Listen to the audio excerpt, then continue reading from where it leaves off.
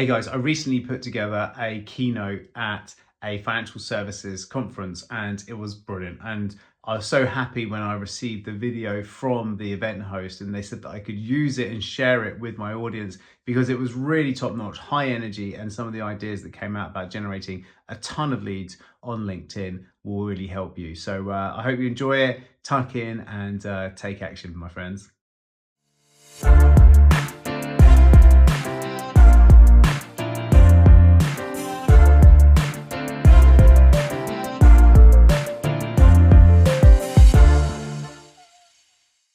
So the whole point of this presentation is to work out how can we hack LinkedIn to be able to drive leads. I'm a big fan of getting the phone ringing and inbox pinging with inquiries. That's the thing. I like leads. I hate this kind of marketing for marketing's sake and these kind of weird and wonderful stories and pictures of our lives. I like the lead generation part of marketing. So that's why I'm here today.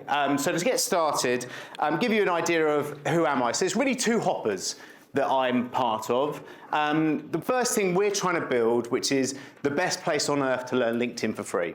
And I just want to be able to share this as much as possible with people, because if we can create a community where we're teaching people and helping people and assisting people to be able to harness the power of LinkedIn, and there is absolutely no sales pitch. I don't sell a course on LinkedIn. I don't sell anything to do with the training that we put together on here. So if you are interested in any of this sort of stuff, my first thing that I do is LinkedIn for Breakfast is the best place on earth, LinkedIn for free. There's a free school community and I run weekly events on that to help people, okay? So that's where I'm coming from with this, and I'm gonna teach you some of the best stuff from there to try and help you to improve your LinkedIn.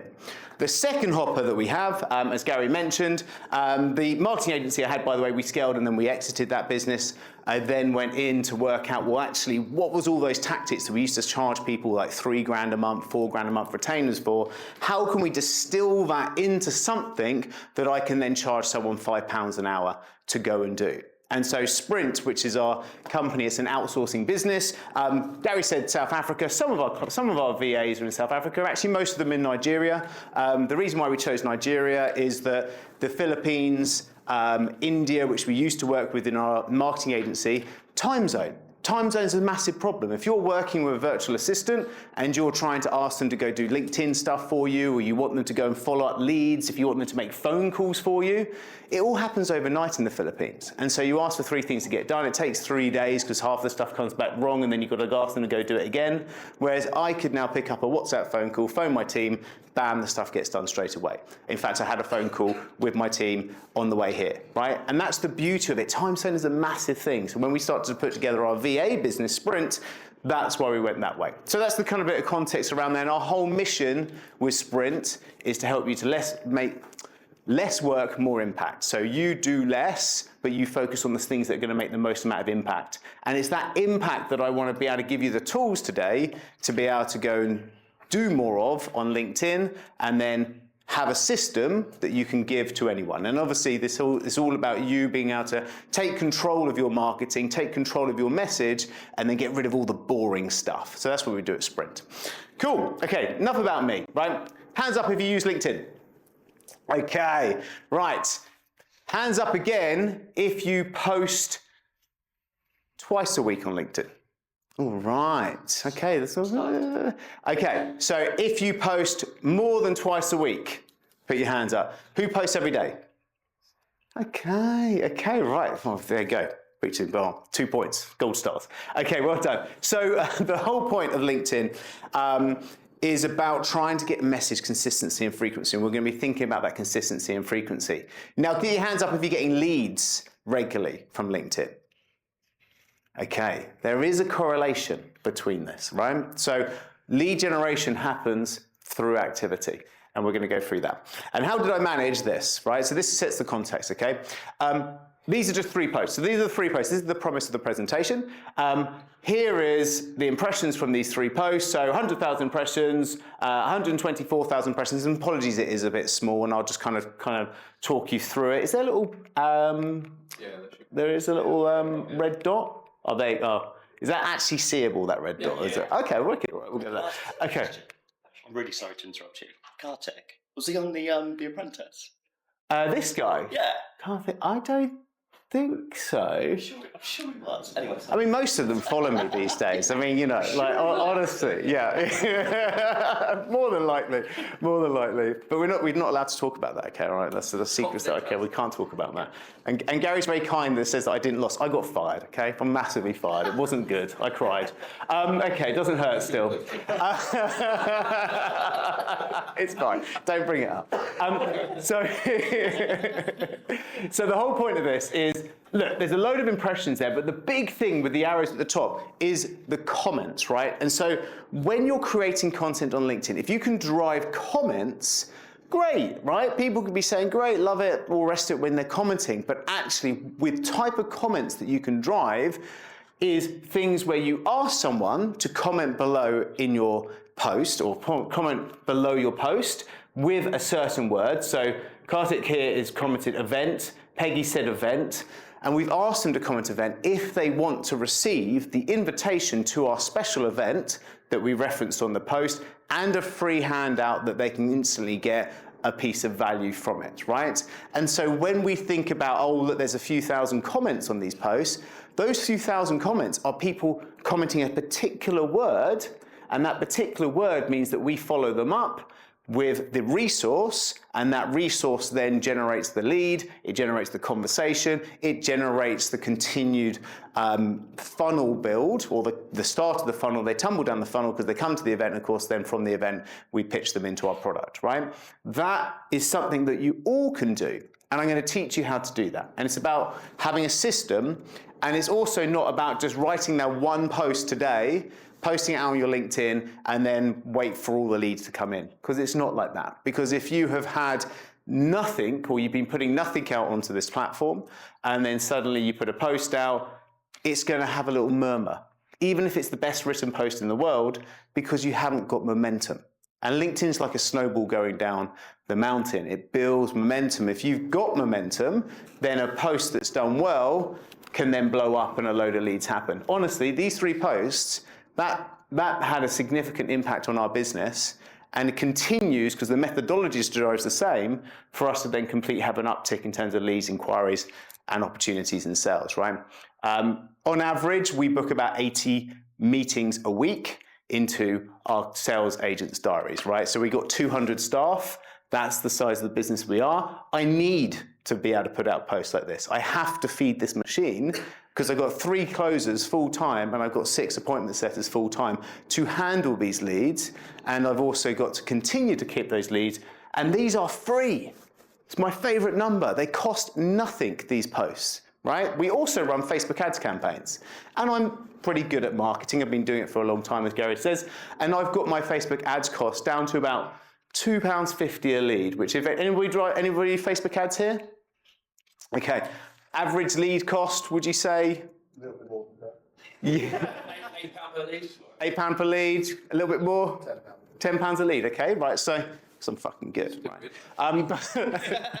But no, we've been able to get the, and do you know why? Because what we actually do on our Facebook ads is that we follow similar ways of doing this, because you hack the system and then you can actually transfer this organic way of generating leads and you can transfer that into paid ways of doing leads. But still, I'm still paying £2.50 a lead. So if you extrapolate that from the couple of thousand people that we got free organically from these 3 posts, that's a massive saving, right? It's a decent saving to be able to get this system working. So that's what I want to teach you today. And genuinely, I want you to be able to go out and actually make these posts. But what is the problem? What is the problem? Let's start to think about this. So who's heard of something called Brew 360?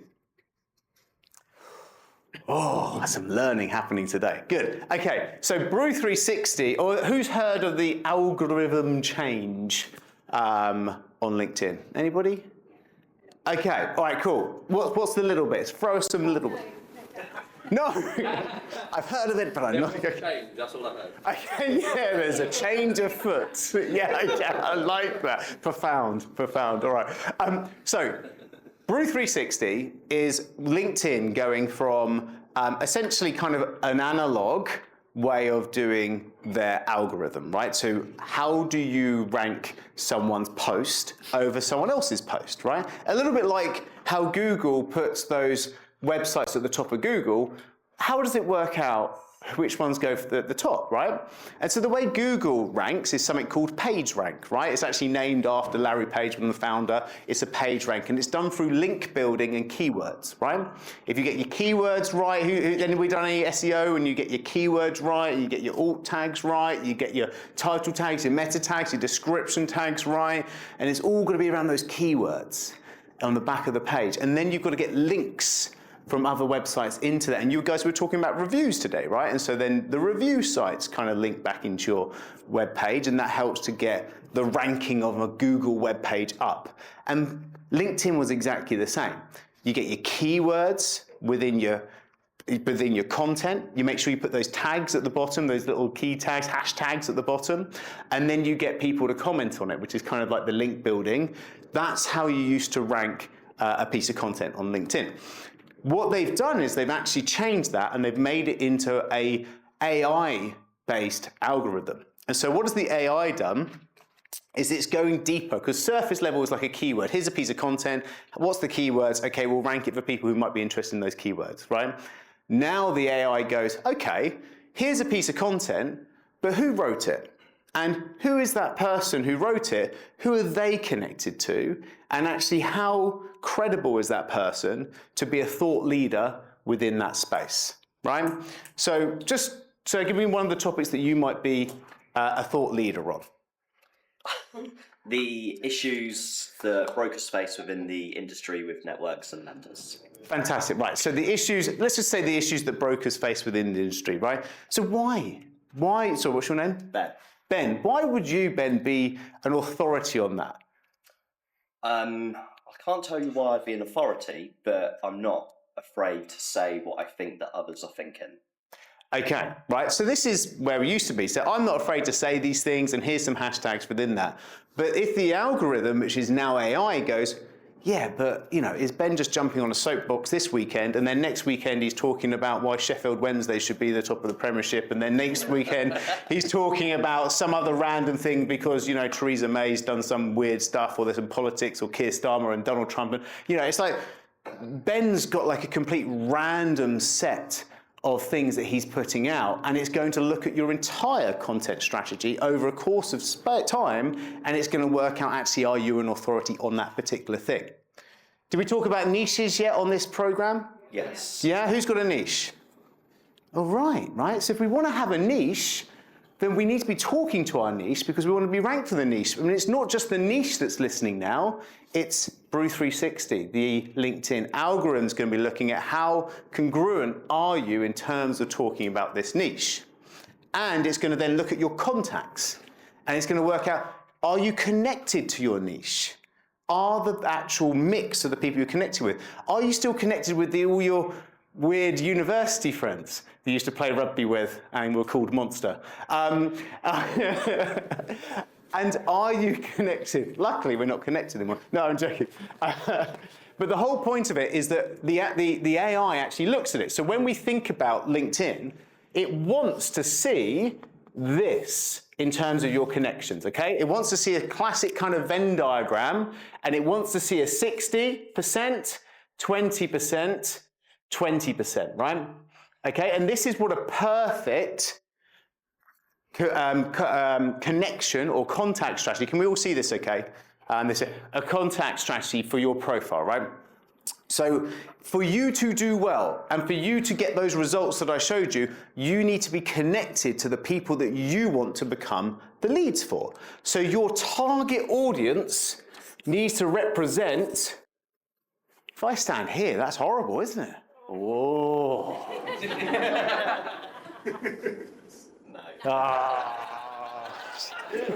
That's good.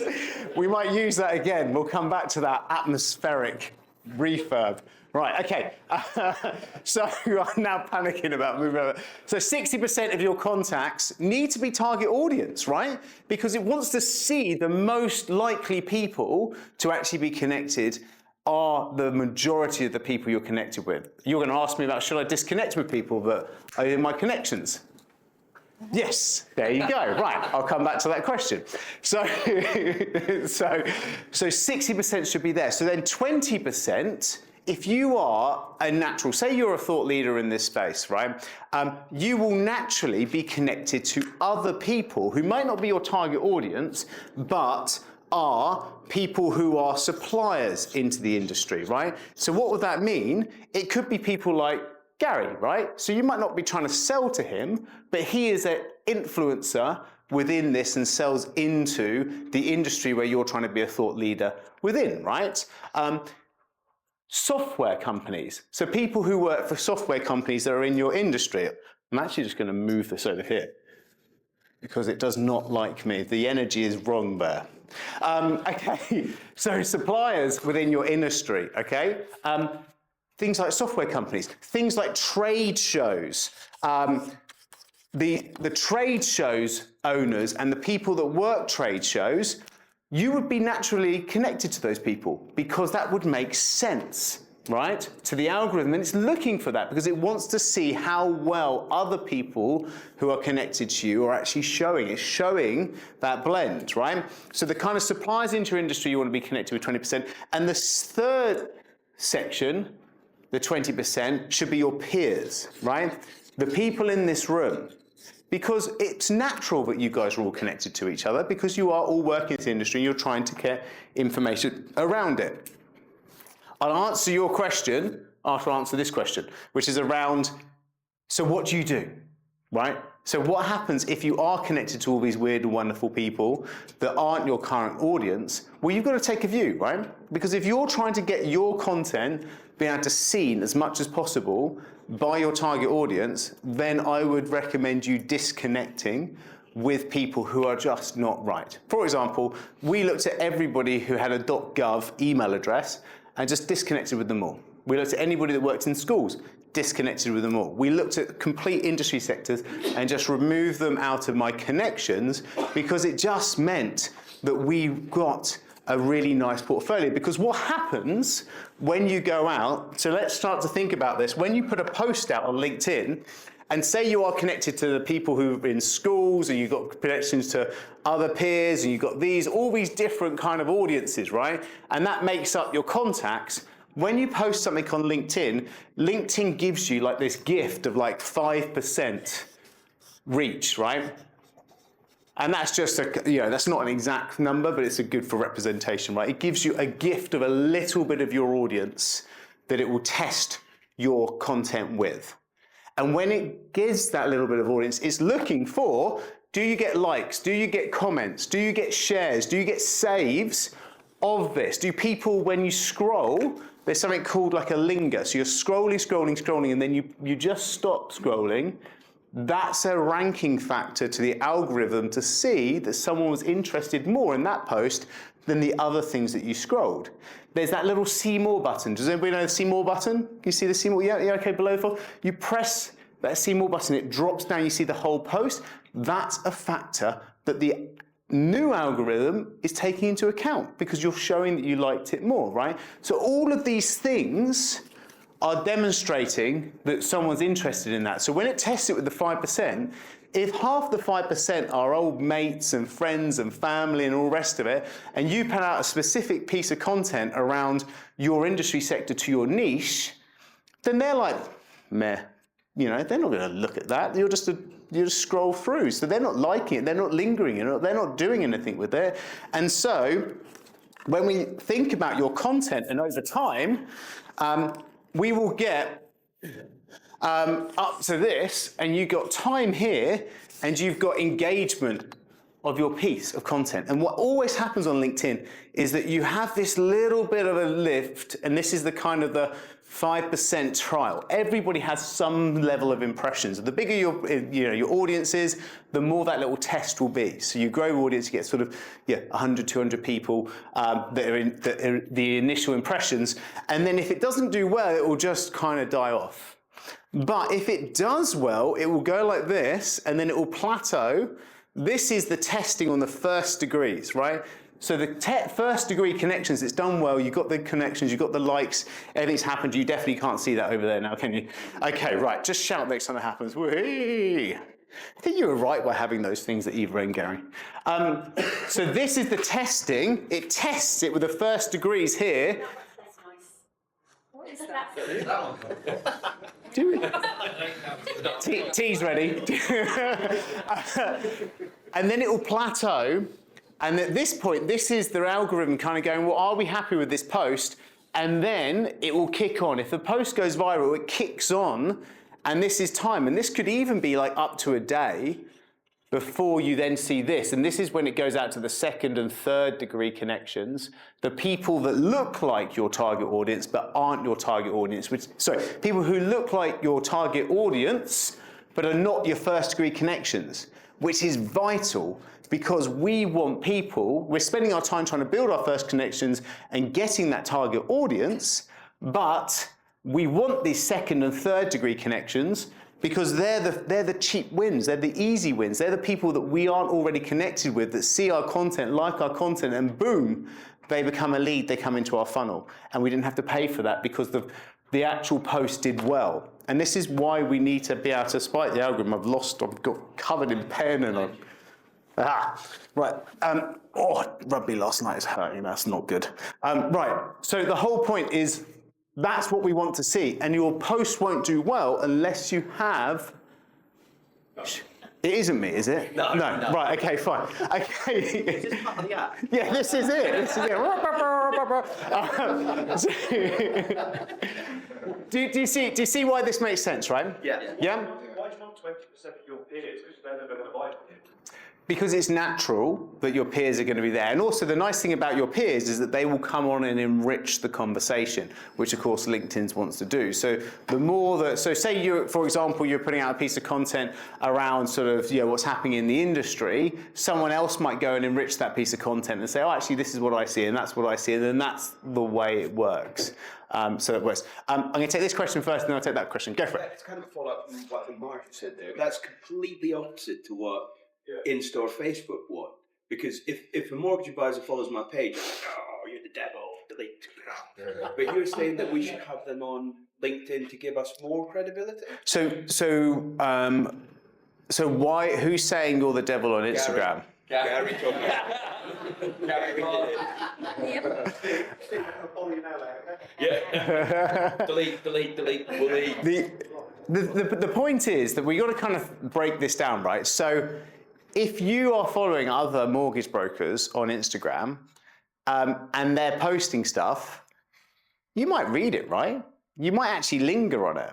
And so therefore that's going to tell the algorithm that those are the type of people you are liking it. They are liking it. It shows that their content is good.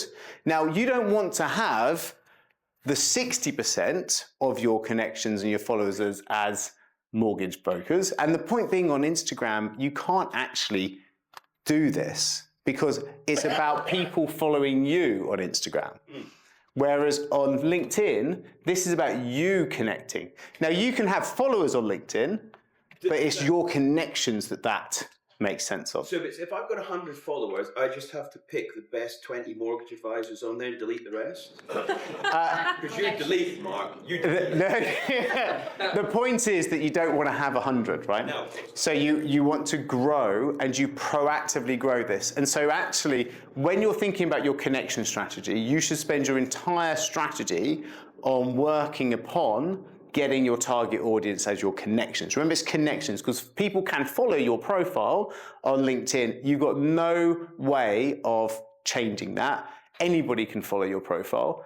You make the decision who you're connected with. They are two entities. There's the followers and there's connections.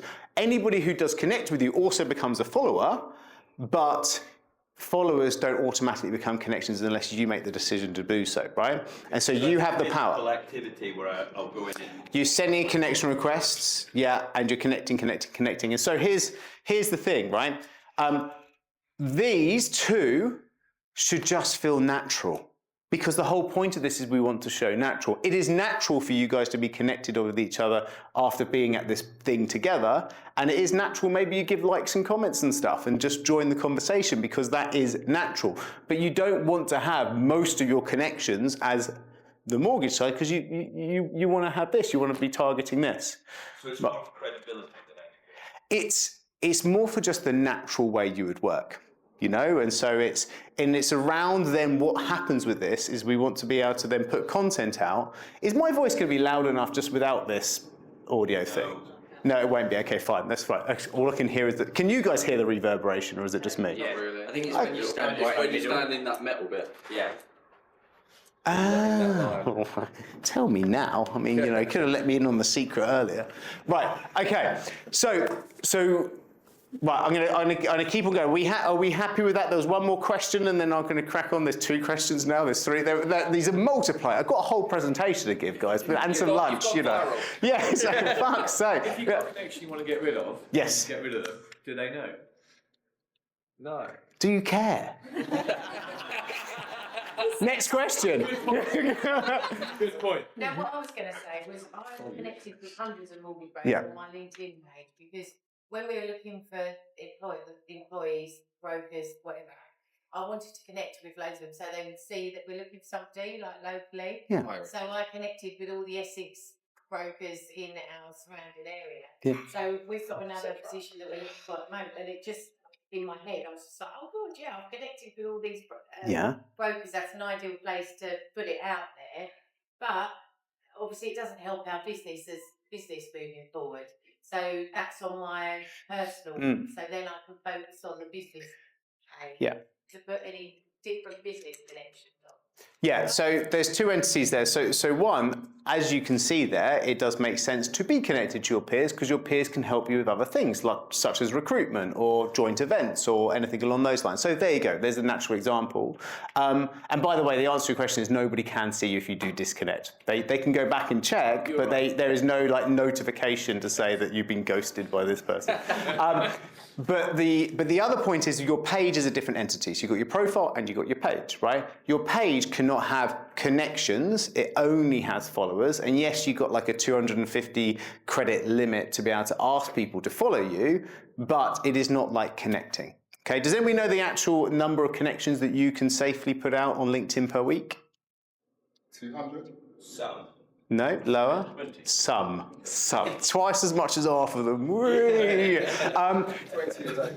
20 a day. Yeah, you go. Good man. So 20 a day. Exactly. So 100 a week, right, is the game plan. 5 days a week, we say, 20 a day, about 100. You can start to push it once you build a bit of momentum to sort of 110, 120, but that is it. But every week that goes past, you miss out on getting 100 new connections of your target audience. So if you're not doing your 20 connection requests a day strategy, and those 20 connection requests shouldn't be like this kind of 60, 20, 20, by the way, it should just be 100% targeting your target audience, the connection strategy, because the other things will naturally happen, right? Don't repel the other things, but the other things will naturally happen.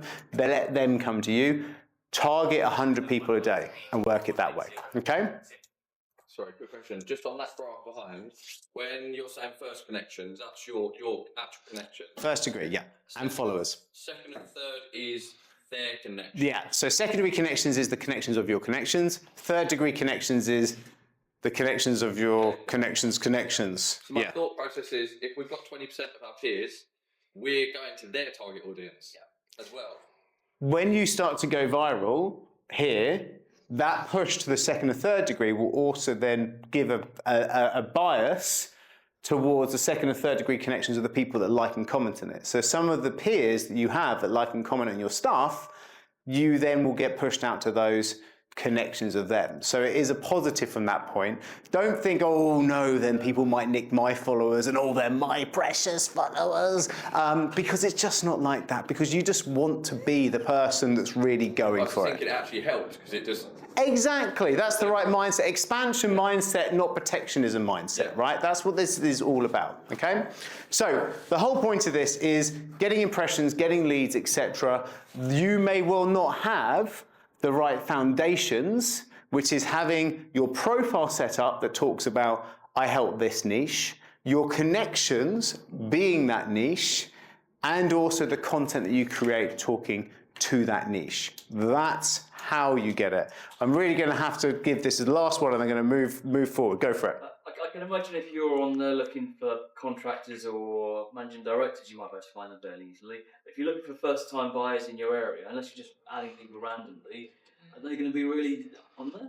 So first-time buyers have a certain criteria, right? They normally have an age profile. They'll normally have a seniority profile within certain corporates. So, for example, when you go and look on something like a sales navigator, you can look at seniority level, right? So you can look at entry-level managers, you can look at managers, senior managers, you can look at directors, owners, you can look at entry-level employees. These are definite categories that you can click on and find those people. Then you can look geographically. So you can look at geographically at entry-level managers who are within finance and logistics, right? There you go. That is your category. Now you can't go, oh, but is that person thinking about buying their first home? Because that's not one of those criteria. But you make a hypothesis in marketing and you market to that demographic, and so then that becomes your demographic. So that's how it works. Now there are hacks, because you can't actually go, I only want to find women, but some people do, have like women-only marketing groups that they want to go after. There is other things like communities on LinkedIn. So you can find the communities that are interested in that, and then you can go enter those communities and then market to those communities. So that's kind of how you get around that. But here's the system stack, right? So let's get into this, okay? So the whole point of this is that, one, we talked about the connection strategy. So you need to make sure that you're connecting to your target audience, 100 connection requests a week, break that down to 20 a day, and just have it as a rhythm. If you're not building the rhythm personally of doing like a little half an hour a day on LinkedIn, just building those connections, then pay someone to do it for you that costs less than you, right? Simple as that, because if you're missing out on this potential, have these connections, you're missing out on these leads, and if you're not doing it, it's not going to work. The second thing is the 13-week cycle, right? So you need to become renowned for just a number of things within your target market, right? So if we want to be known to our niche for certain things, then that's the things that we need to double down on, right? So I'd say have 13 topics that you become renowned for, right? So I want you to all kind of picture an orange in front of you and think about that orange and think about your niche, and I want you to unpeel it into 13 segments. They become your themes, your content themes that you are going to only talk about online. And we're going to do an exercise now, and I actually want you to write down what these things are, and we're going to share it with our neighbor, okay? And so just now, just to start off with, I want 2 or 3 examples, and then we're going to spend a couple of minutes just writing, okay? So give me 2 or 3 examples of themes that they might talk about when they think about their orange and they want to unpeel it into those segments. What are the 2 or 3 things for your niche? Give me some examples. Shout them out. Complex income. Say again? Complex income. Complex incomes, right? That's one. What's another one? Construction workers. Construction workers. So getting what type of products for construction workers? CIS, most of them, they don't know that we can have different mortgage from what usually people tell them. Brilliant. Okay, so CIS, yeah? CIS construction workers, and a segment of that orange. Give us another theme. Location, part of that. If you're trying to target a particular group of people in an area, Yep. narrow it down to location. You could definitely narrow it down to location, because if that's irrelevant for your niche, then great. You talk about that for your niche. So can you start to put now 13 different topics on the piece of paper in front of you? So I want to have a listen to 13 topics. So 90 seconds to go to write, and then you're going to turn to the neighbor on your right, and then share those different ideas and get them shared back to you. No, I was inside centre, but just everybody got bigger. I was a little bit plumper. It was annoying as a scrum half. Yeah, I couldn't pass. So really try and go slice it as if you were writing article titles, like themes for articles or themes for events. Really think about it that way, okay? So not broad brushed generalist stuff.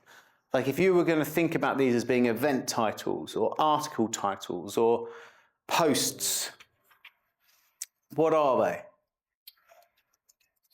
Don't worry about if your audience cares or not at the moment. Just unpeel that orange.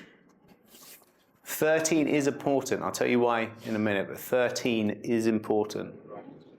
Could be resources. Have you produced like downloads or info swaps or templates for stuff before? What were those themed around? What have you produced? Have you seen other people put out stuff that you thought was great? What was the theme around that stuff? What does it relate to your niche? Cool, all right, now turn to your neighbour. Turn to the one to your right. No, I'm joking, because obviously if everybody turns to one to the right, it's not going to work, is it? So, turn to your neighbour and then share your story. Well, I mean, it's so immature. I just love it.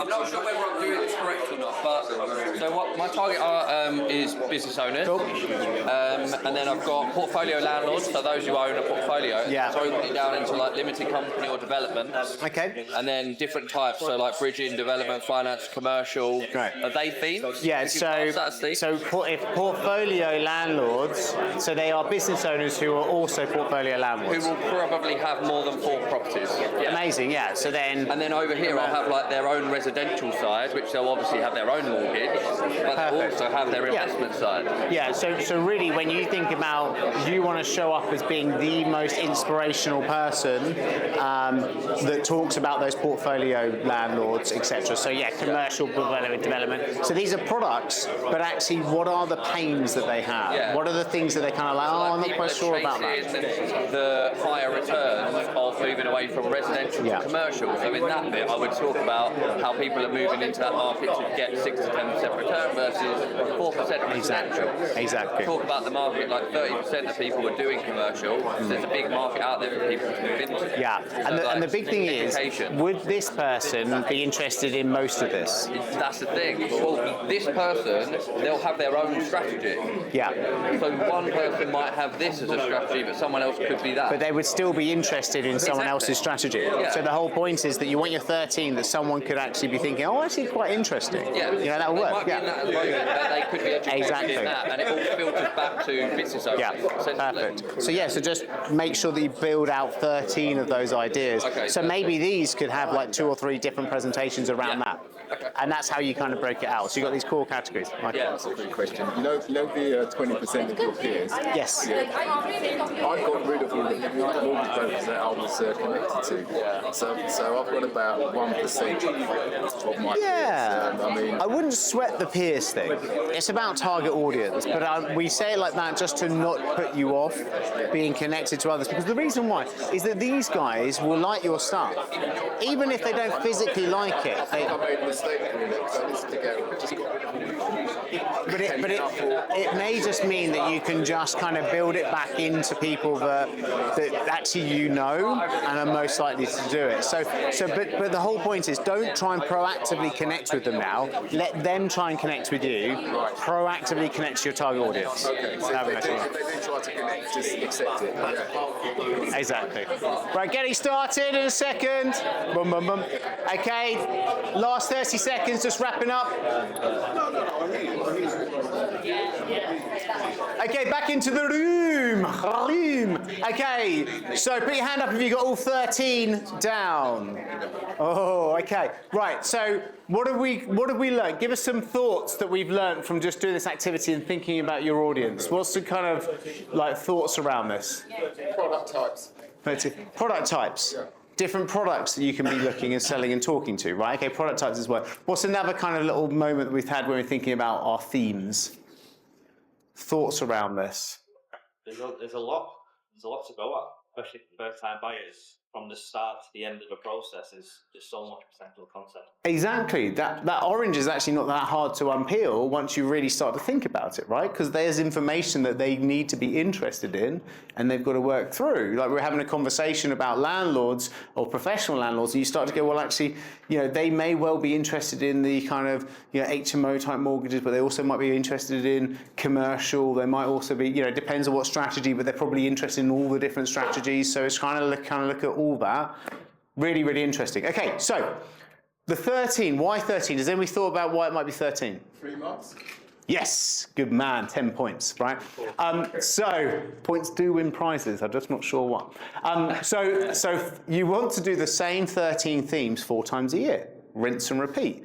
And the reason why is that Brew 360 wants to see you talking to your audience, and it wants to see you being known for a certain amount of things. When you think about your influencers in your marketplace, they say the same messages in slightly different ways over and over again. It's that repetition. It's how you become known in your audience, because you put out some amazing stuff and you go deep on just a few different things, and then that is what you become renowned for. This is how you build it.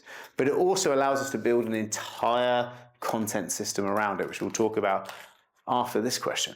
So on that 13 segments, are we doing, say for example, I don't know, I've got to do CIS workforce, all right? I'll do CIS for 4 weeks, and then I will do NHS. CSS for 1 week. Just for But you might break CIS into 2 or 3 different types of content. And we'll talk about this now, right? So the reason why we do the 13-week cycle is we want to give each week a theme. Each week needs to have a theme, right? And the whole point of this is that if we know what the theme of the week is, we can then actually think about, well, what are we going to do each day of the week, right? So if we think about our theme, okay? So our theme might be HMO mortgages. Is that a fair theme? Who would be thinking about HMO mortgages being a thing? Right, okay, so we've got some people in here, okay? So on Monday, Tuesday, Wednesday, Thursday, Friday, we can break this down into a content calendar to make this the perfect week to be the HMO week, right? And so on Monday, what we do is a poll, right?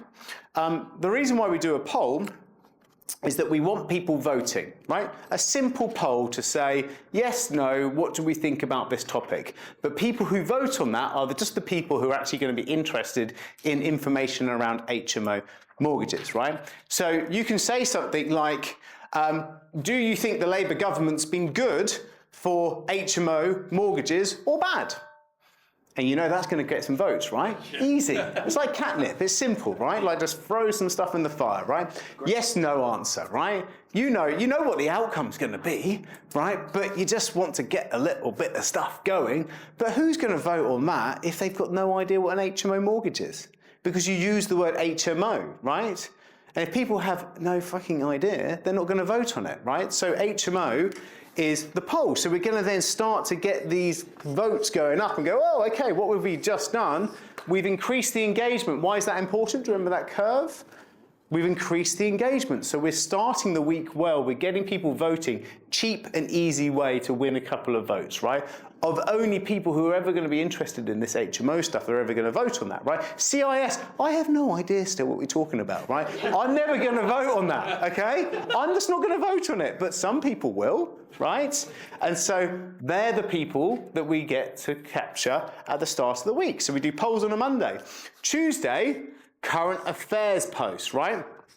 Same theme, slightly different take. You share something that has happened recently around HMO mortgages, right? There is tons out there in the news at the moment that you can talk about. You can give your slight take. If you're lazy, you can just find someone else that's posted something about HMO mortgages and just share it with an interesting comment about HMO mortgages below.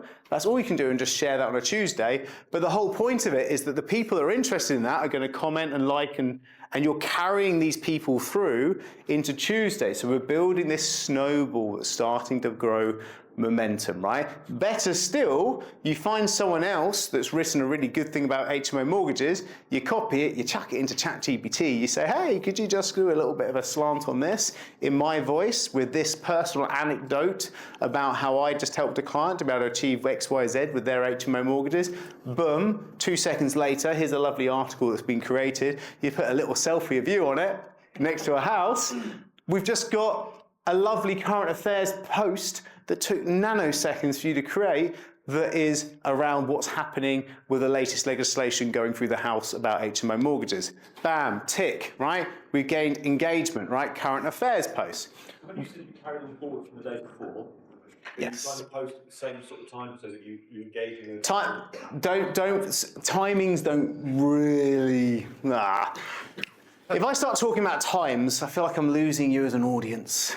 It's too detailed. Do you know what I mean? Like mornings. If you're a morning person, post in the morning. Do you know what I mean? Like it's too detailed. It's just each day post. It's just that rhythm, right? So it's just 9 a.m. 9 a.m. Go like if that's your time, do it then, right? So it's not a massive problem. Try not to swing. Actually, I tell you what. This is.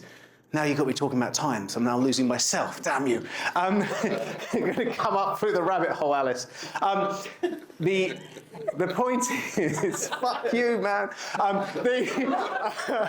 You've got to get into the psychology of your audience, right? And so when is your audience actually online looking at stuff? So you start to think about, well, if someone's going to be buying HMO stuff, then what is their type of day? When are they actually going to be on LinkedIn? When are they logging in? When's their type of time? And then you start to try and buy. And before you know it, you're just getting wrapped up into a hypothesis. And I'm just going to go, post at 9 a.m. Just do that because it's just easier. Right, but you could get really deep on that if you wanted to. Okay, Tuesday.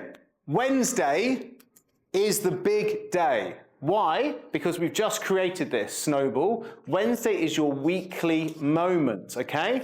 We talk about this. This is point 3, so it's important enough for me to put a bullet point down, which you can see I'm very few and far between, right? Weekly moment, it's your moment. Every week should have a crescendo to the week, a focal point for the week, the TP at the top. It's the most important post. And that weekly moment is your big thought leadership post. Now it could be the 2-step post that I showed you where it's got all leads, which we're going to go dive in on the next slide.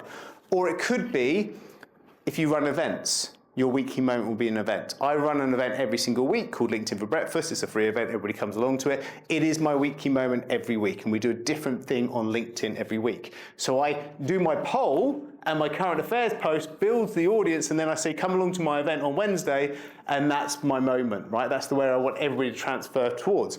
It might be that you run a newsletter. LinkedIn newsletters we love. You can put out an article, and that can become a newsletter. That's your long-form piece of content around this, right? Don't get confused with the current affairs post, because the current affairs post is like a quick, easy win that currently hits a trend. The thought leadership post is like the 7 mistakes people make when getting an HMO. You know, like the things that people don't want to tell you, the hacks to do this, the whatever it is, the really good bit of content. Now, it doesn't have to be. It can be a number of things. It could be an article, could be a podcast, could be an event, could be a long-form video, could be like a LinkedIn Live, but something that you had to spend a bit of time on. That is what the weekly moment is. And it is the only thing that you have to spend time on, because I'm going to show you in a second how you can make everything else work like clockwork without you. But this thing is the one that you spend time on. So really, I'm only asking you to post once a week on LinkedIn. It's your weekly moment, okay? So that's where you talk about your HMO and you show your thought leadership. Then what do we do on Thursday? We do Throwback Thursday.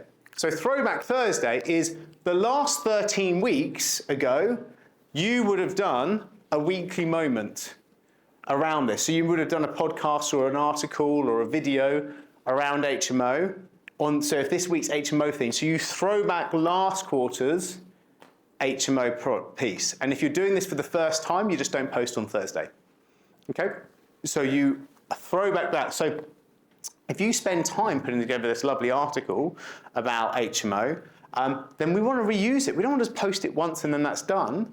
So let's throw it back next quarter there. So now what we've got is we've got Engagement Creator 1, Engagement Creator 2, Thought Leadership 1, Thought Leadership 2. And the beauty of these 2 thought leaderships is there should be a call to action, because if they go, oh, there was some great information on here, how do I go and take the next step? How do I book onto you? How do I get information about whatever that is? That call to action is going to come off the back of those thought leadership posts, right? So you're going to then start to generate leads in here. So this is where the leads come off the back of these thought leadership. And then the final post of the week is what we call Share a Win Friday, okay?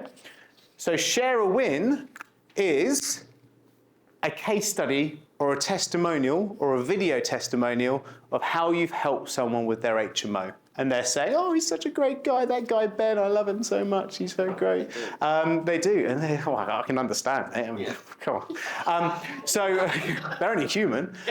So the whole point is that testimonial is telling people, I don't just rant about HMOs, I actually help people with HMOs. Look, I actually do this stuff for people. Because I think so many times that what I call friend zone our audience. We just spend so much time giving them content and saying this is great stuff, and we're giving out and we're sharing these ideas. We forget that we actually sell the stuff. So where Friday is all about us backing up that we actually sell HMOs, and we do a bloody good job of it. And so this is the testimonial Friday. Why do we do it on a Friday? Because these call to actions are booking sales meetings Wednesday, Thursday, and you should also be having some of those sales meetings Friday. And I know some will go into the following week, etc. But if they are booked a sales meeting, they're having that on Friday, and then they see the post before about the case study, awesome. It backs up why you're great before you even see them. So it makes sense to do it. Now you're going like, whoa, Richie boy, it's a lot of content you're asking me to do there. And I understand, but here's the cool thing, right? It's a 13-week cycle. So once you've got 13 polls, you never worry about Monday again. Because we're going to use the same one. It doesn't matter if we use that, do we think Labour's improved HMOs or not? We could still be doing that next year. You can say that 4 times a year. I can't even remember what I had for breakfast, let alone what you posted 14 weeks ago on a Monday. You're just never going to see it, ever, right? And who cares if you do, right? So we never have to worry about Monday again once we got 13, job done, right? And we can do all of that in a day, just not even in a day, in an hour. You can write 13 things in 2 minutes. You can write 13 questions for a poll. Game over. We never have to worry about Mondays again. We just post the same thing. Right? Fridays. How many case studies do people need to read to know if they want to buy from you or not? It's certainly not 13, like 2, 3 maybe. Once you've got 13 case studies, you never have to worry about Fridays again. Right? We just talked about Google reviews earlier. You could take a screenshot of those Google reviews and then use that as the image for the post and then write out why you did a great job for them. And then before you know it, bam, you've got 13. Who's got more than 13 Google reviews currently? Do you know what I mean? Do you know what I'm saying? It's not even hard work.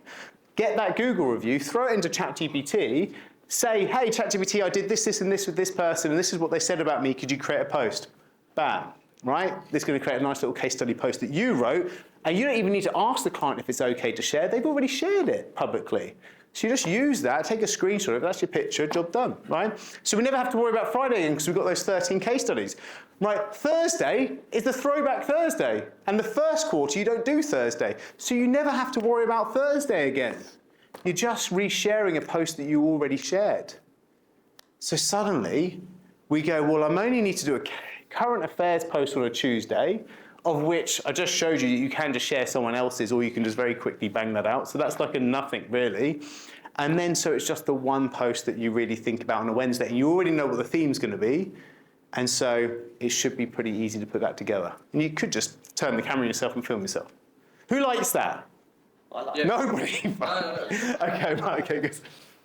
Just a quick thought. On Monday, you're obviously trying to get engagement. Are you trying to get engagement for that theme, or generally being a mortgage person? That theme. Okay, fine. That theme. This is like an alley-oop in basketball, right?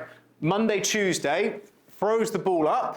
Yeah. And if you're taller than me, Wednesday, Thursday slams it down, right? So the whole point of this, you've got to get, there's no point in me doing CIS poll on a Monday and then dropping a bomb on HMO on a Wednesday, right? My thought process was conflict Middle East happened on Saturday. On Monday you do, will the Middle East conflict have an impact on mortgages, yes or no? Everyone's going to say yes. Yeah. That is not specific to HMO, but it is for mortgages. That's my thought process. That's your current affairs post. Okay, fine. You just write that as a current affairs post. The whole point of the current affairs post is that anything happening in the news, you can try and tailor it to be back towards your topic, right? So this is kind of, yes, it's a great idea. Will the Middle East conflict affect HMOs? Boom, into there, right? So that's how you can siphon that. Okay, are we okay for another 5-10 minutes? Yeah? Okay, good stuff, because too late, because I'm going to go for it anyway. Go for it. When we do a proper moment in the sun, Is it better to do it as a video content or as a written content? What gets the best interaction on, like, because I post videos every day on LinkedIn. Yeah. Like, but there's no strategy in it. I'm just throwing shit at the wall. Yeah, yeah. Is it a written post that's better? Is it a picture post that's better? Is it a video Yeah, post? so the thing is about blended content, right? So if you are posting video, it's like that billboard when you're driving along, right? You see the first time a new billboard's been put up when you commute to work, and you see it, and that's interesting. Second time you go, oh, okay, that's interesting. Third time you're like there, fourth time you never see it again, right? And that's it. If you go video, it's just you talking head to camera with the same background, or, you know, it will just blend into the ether, right? Which is why we're going from poll to post to article or video to whatever the throwback will be to then case study. Do you know what I mean? It's different formats, pattern interrupt, different ways. And of course, like a poll is interactive, right? So we're getting used to people interactive on your stuff because we want to interact on the main thing, right? But on the Wednesday and the Throwback Thursday, it's totally cool if they're only videos. There's no data that says what gets a better reaction. It's just going to be down to your favorite type of post, right? But what I'm going to say to you now, look at your 13, because I'm going to then blend that. Because if we think about 13, that's 3 months, okay? So how I like to develop this is when you're thinking about the Wednesday, what if you did a monthly event? Has anybody hosted like online webinars talking about stuff? Has anybody ever thought about the idea of doing that? Yeah. Yeah, okay. So what if you picked, look at your list now, underline 3 of those titles that you think would be good that could be events. Okay?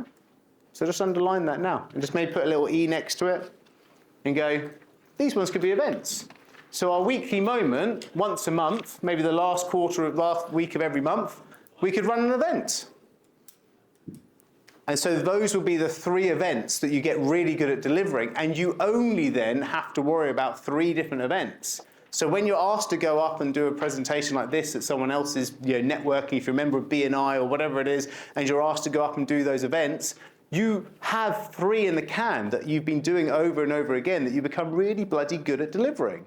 And you only have to worry about 3 of them ever, because they're your big 3 events. They're your big 3 keynotes. So you get really good at those. So now you've got a monthly event.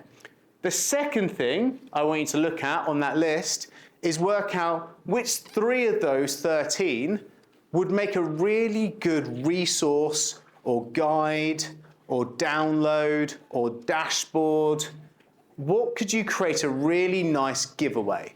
Like some sort of ebook, some sort of swipe file. Who's produced something like this before? Give us a hand up. Okay, what was the name of your download? Ultimate First Time Buyer Guide. Ultimate First Time Buyer Guide, right? And so if we've got the Ultimate First Time Buyer Guide week, that would be literally, you would name the week the Ultimate First Time Buyer Guide. And you could still do a poll around kind of, do you think it's easier this year or last year to buy your house for the first time or whatever it is, that you can just work the same system, but it's the Ultimate First Time Guide week, okay? Give us another example. There's a couple more over here of a download. So portfolio landlords just talking about different property strategies. Yeah, okay, so the 5 different property strategies for a portfolio landlord week. Okay, the week becomes themed around that because the weekly moment is the guide. And it's that guide, yes, go on, one more. 3 issues for high earners, complex income. So 3 issues for high earners with complex income. Now, what I want to try and help you to do is draw out a really good 2-step post, right? And so this is the last piece that we're going to talk about in the stack, and it's going to be the end of the presentation. Well, I've got a few slides on this, because this is where those 3 posts that I just showed you. And by the way, the 3 posts that I show you were just for a 2-step post. When you're doing an event, for example, you could be getting 100 odd people into an event. Those 100 odd people are leads as well. So this works really well for the event stuff, but I'm just going to show you the 2-step strategy for this. Keep my powder dry for something else later. So the solution here for the 2-step post is you want to create step 1, a post that gives some value. Just a simple post that says, most HMOs owners, most people who are trying to become an HMO owner realizes that recently it's a minefield, and we worked out there's actually 47 things you need to think about when you're buying an HMO, ... And everybody's like, 47? What are they? And then you go, comment below 47 and I'll send you our ultimate guide on buying an HMO. Step 2. That's the private resource if someone comments below. Can you see how easy that is conceive that post? And it's not really that long a post. And again, it's you, a little selfie, hey, look at me. And it works, right? Let me just actually show you. I'll just log on to LinkedIn because I just want to bring this to life for one of the posts, right? So if I go on to my content, I don't know what trending. Okay, so here you go. So here's a post. This is a 2-step post. And so I start here with anybody else frustrated that they get people looking at their LinkedIn stuff, but nothing happens. Guess what? I built a free tool to find out why. ... What do you immediately think? What's the free tool? Free, you say, and it's a tool. Okay, right? And also, I started off with anybody else frustrated? Like, anybody else frustrated? Yeah. What's the first thing people go? Yeah, I'm frustrated. I'm annoyed about this LinkedIn stuff. Okay, and then, fucking hell, I'll be gone soon.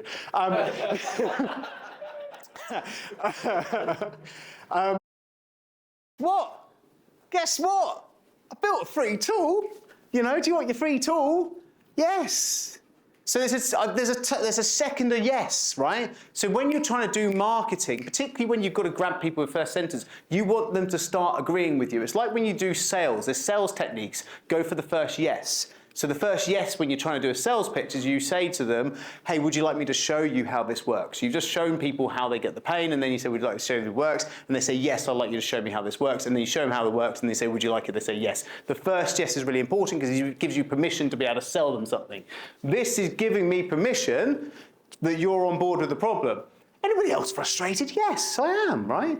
So it's really important, those first few lines, to get people to click the see more button. Because when we actually look at the C, so if I just kind of look at any kind of notification, oh, hang on, let me just go on to home here and show you a feed. Whenever you get a feed on LinkedIn, you actually only get 3 lines. James is only using 1 here, but you get 1 line, 2 line, 3 lines, and then the see more button.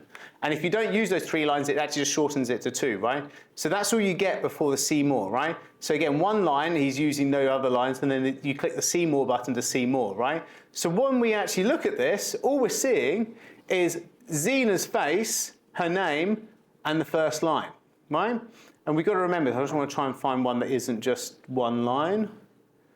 Well, it's actually the 1 line day. It's clearly the 1 line there. There you go. There's 2 lines there. And it does, there you go. So there's 3 lines, okay? So just to prove that you do actually have 3 lines. If you go 4 lines there, or if you do 1 line, but it stops before the end, and then this is a gap, and then you can have a second line. So you kind of have that. You've got to understand this. This is all you get, okay? So really, really important. And then the post can go into a little bit about the problem, right? So you've got people captivated, you go into the problem. On paper, look, LinkedIn looks like it should work, right? Yes. But nothing behind the scenes, it doesn't move. And then you basically can go into you start to talk about why this is a problem. So if you're an HMO, you can say, hey, HMO, you should be all these problems, but actually what the government has brought out this legislation, and they've messed up this, they messed up that. So you're trying to create the problem, and then you go, but we've given the 47 points on how you solve it. Comment, so here you go.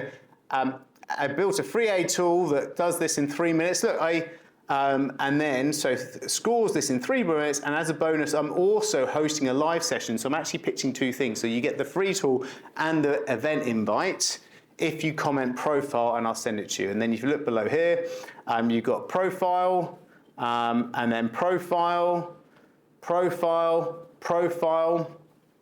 and so these are people who are leads. And of course, what we then do is, when someone asks for profile, we then go back to them, and then we say, if I'm not connected with them, I say, look out for a connection note from me, because we actually then send them a connection, and in the connection message, we'll then say, hey, thanks for commenting our thing. Here's a link to the free tool and the link to the event, right? So we comment back. And then what happens is then someone comments back on our comments and they say, in the words of my headphones connected log, right? She's one of my clients. Yeah. Oh, wicked. Well, ask if she enjoys the profile. Is that automated, that response? No, so here's the thing. So LinkedIn does not allow you to do this. Instagram does with things like ManyChat. If anybody's heard of ManyChat, you can't do that on LinkedIn, which is why this is like a blue ocean of opportunity, because people can't get lazy and just use an automated software. You have to have a person doing this. So to start off with, to prove the concept works, I all recommend you guys do it. And then when you realize that it's generating leads, so we have this thing called TNAD. This is what I'm super passionate about. So TNAD, you can tell I made it up because it actually means nothing, and I should have spent a bit more time like working out what the things work. But basically, it stands for try it, nail it, automate it, delegate it. So any new thing that you hear someone do, try it. So try a 2-step post like this. Once you nail it, like you're getting people generating leads, try and automate as much as possible, right? In this instance, you can't automate these messaging, but you may be able to put together like a nice template that is the response template and the link to the resource. And so you try and get everything kind of pipeline sorted, and then the follow-up email afterwards and the follow-up DM afterwards. You can try and automate some stuff. And then finally delegate it to someone to do it for you. So my VA, if I write the post, he'll post it at the right time, and then he will respond back as me to all of these people, and then he will DM all these people with the resource, and then a day later he will follow them up to say, how was the resource? Would you like to come along to the event? They come along to the event, and then he'll follow them up after the event saying, do you want to have a one-to-one? They come to the one-to-one, and then obviously then buy, right? And so by having that pair of hands to kind of work you through, that can help. But you obviously got to try this stuff first. For their own personal profile, they have to log in as you, right? There's no way to... They have to log in as you, yeah. And so if you're using anybody offshore, make sure that they've got a VPN, virtual private network. It costs like £5 a month, but it just means that when they log in, it shows that they are in the UK, and so the two of you in the UK. That's the only thing to worry about when you're outsourcing. Okay, cool. So can you see how that works? And look, can I just quickly show you about the post? The post is not long. The post is not clever. The post is just a few bullet points. The post was written by ChatGPT, to be quite honest. The picture is not clever.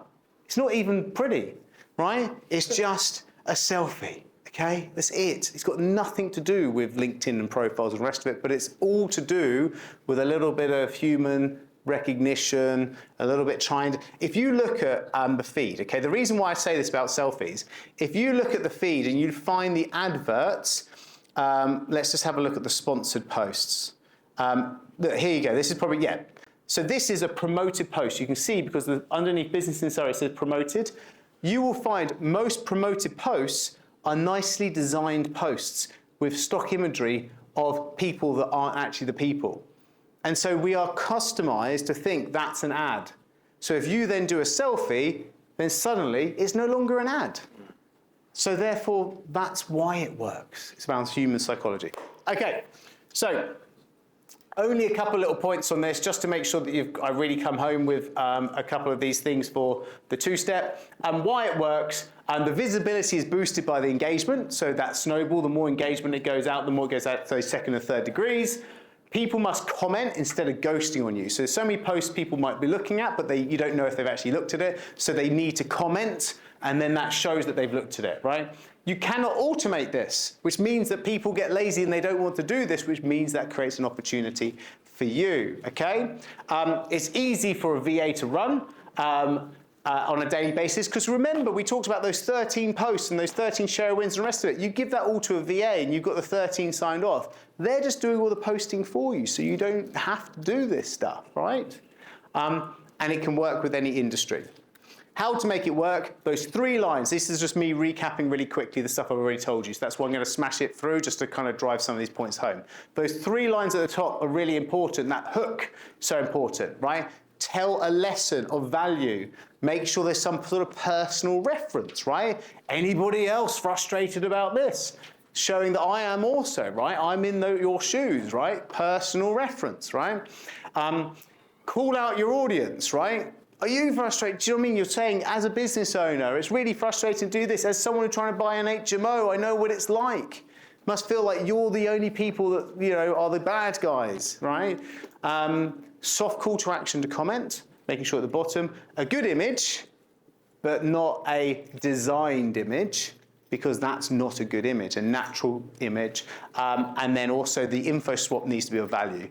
Because that info swap, you know, I talk about those 47 things that actually, you know, you really need to be aware of, otherwise your HMO is going to fail. That will be a good info swap. If it's just something really boring and passive and blah, nobody cares. And the type of info swaps, just as the last slide here, think utility. The best things are utilities.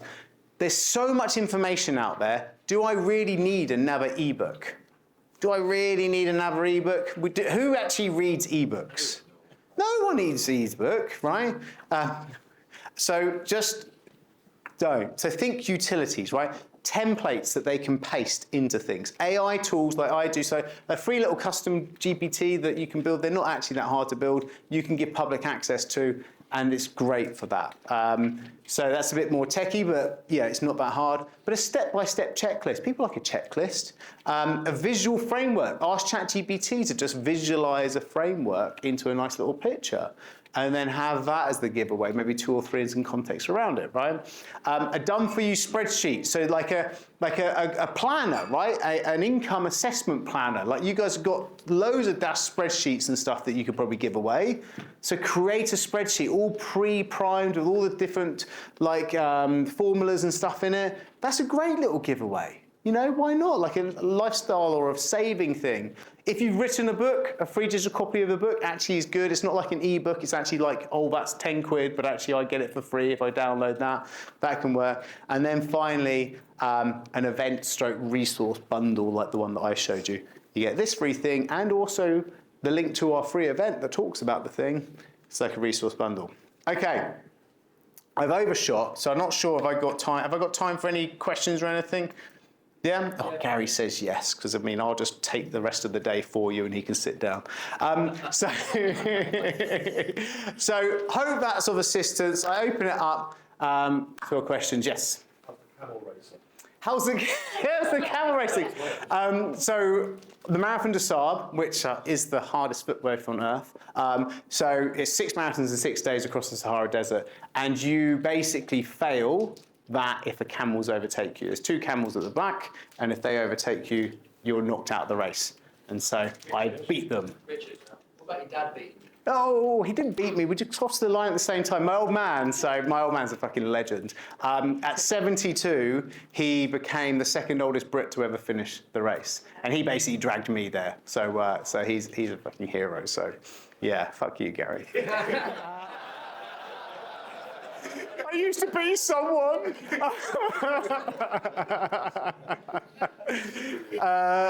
Any more for any more? Why didn't you win The Apprentice? Any more for any more? Yes. Yeah, I've just got one question just on LinkedIn. I've never really used it, so I'll go on there now and again. Is it viable just to start again? Because bearing in mind, like, nothing on my LinkedIn is focused, it's just nothing. So would it be quicker for me to say, right, blank line on the sand, let's start again?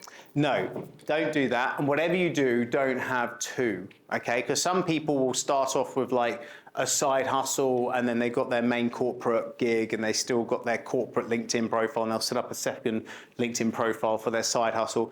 LinkedIn, if you've got 2 profiles, will ban the both of them. And then you've got to struggle to try and get the one that you wanted to keep back, which is a pain in the arse. So never do 2 and work the one that you already have into the new thing you want to do. So there's history, there's credibility, there's long-standing account type credibility. So keep what you have and then just work towards the things that I've told you in terms of making sure, unconnect from people, make sure you build out your audience, make sure it's mostly your target audience. There was a question about here, like, oh, well, I've only connected to like 1% of my peers. Should I start to connect to those and then I could get, just don't worry about connecting to your peers and don't worry about connecting to those suppliers. They will just naturally happen. So accept them, but don't use any of those 100 credits. Don't waste them on them.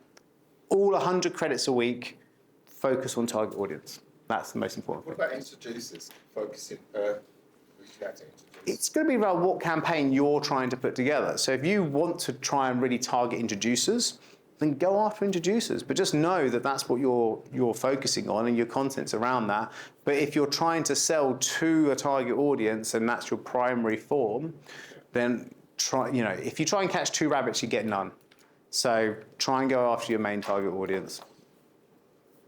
You could proactively maybe DM and email introducers. Like you can find people's emails really easy on LinkedIn. So you maybe write like a cold email campaign, but I would work a LinkedIn outreach strategy to your target audience. Yep.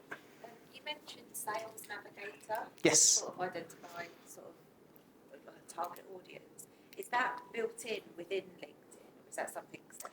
Yeah, so Sales Navigator is like the premium version. There's premium and then there's Sales Navigator, so it's like the second paid thing. So I think it's like $90 a month now, which is it's a really annoying amount of money.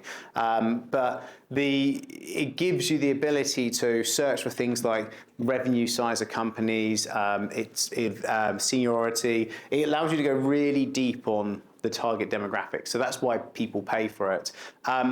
I don't necessarily think you need to, because you can use, like LinkedIn search functionality is actually really not bad on the basic version. So if you kind of go up to the top and you want to use this search bar, who are you trying to target? Like home movers. People who are moving home. Sectors, yeah, like that they've moved, they own a property, but then maybe like scaling up. Yes, you're going to residential, yeah.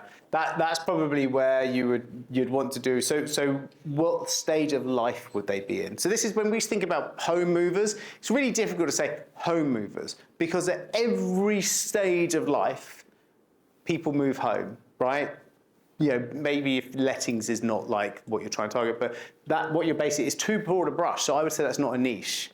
That is just a time that is a trigger time for your niche. But if it was, you're trying to target, families with young children, that's a better thing because that could be a target niche. Maybe you could kind of endear to them that your story might represent what their story is. And so people like to buy from people that are similar to them, maybe. And so that would then tell us, well, what type of jobs would they have? Okay, so they're probably like manager, and then you could go plus maybe Surrey County, Surrey plus UK, And so that then allows us to kind of actually look at who are the kind of managers who are based in Surrey. And actually, you can see here, so independent estate agent, South London, Surrey. And then if we look at Rebecca here, then maybe she could be within that target demographic we talked about. So we kind of seeing someone that potentially does represent the person we talked about. So you've got to work it that way now. So when you are doing these searches, if we go back up to here and go back up to the search, you can then start to use these drop downs. So we can go to people, and then it's going to give us a few other things. So we want to go out to people who are maybe second degree connections from our first degree connection, and then we can actually use something like this location just to reinforce that actually we want to go for this, and we can go and find Surrey in here. It's not that with a U. So there you go, Red Hill. So we can show results. There we go. So we can see how deep that we actually can get to this, and then suddenly now we're seeing the Surrey managers there. So that's all on the free version. So it's not actually that bad. You can really get into it. Now, on Sales Navigator, you could go and see, if there were business owners, you can see what level of seniority were, what their turnover is, have they posted on LinkedIn in the last 30 days, have they just recently changed jobs? So you can actually kind of get down into loads more detail, but I personally don't believe you need to pay extra. You just need to know the right things to press, right? search by age? No, you can't do age at all on LinkedIn. You can on Facebook ads and stuff like that, but you can't on LinkedIn. You just rely upon them then accepting that connection, right? Yeah, but there's things that you can do. We call it clamming, which is a risque word to be using. But the point is that, sorry, Gary, I'm really going for this, aren't I? But comment, like, add, message. If you are finding that you're going for a difficult audience, then you need to clam them. Sorry. So you comment. So if you're going to try and go for senior managers, right, and like directors or C-suite type people, really difficult people to get into, you want to comment on their stuff, right? First of all, before you send a connection message, right? You like their posts, right? And so what that happens is you're starting to show up in their ecosystem, they're seeing you, then you add them, right? The A is the add, right? That's the connection request. So the connection request would be like, hey Bob, really enjoyed your post about this, this, and this. I thought it was really insightful. I thought I'd send a connection request, right? And Bob has already seen that you've commented and liked on his stuff. So actually that kind of, oh, cheers, mate, really appreciate that. And remember, we're trying to tickle under the chin the really senior, hard to kind of connect with people, okay? You don't necessarily need to do this for many people, but for the hard people. And then the message is the ad, right? So when you add them, the connection, you then have the ability in the connection to add a message in, and then that message is, hey, thank you for the post that you did that I commented and liked on. And that's how, so clam. There you go. Is that the nod? Okay. Thank you. Good, hope that helped. Just as a final thing, there is no pitch, remember. LinkedIn for Breakfast is the best place on earth to earn LinkedIn for free. It's free. It's free. Did I tell you it's free? So LinkedIn for Breakfast, come along to that. All these questions you can ask me in that. Cool. Cheers, gang.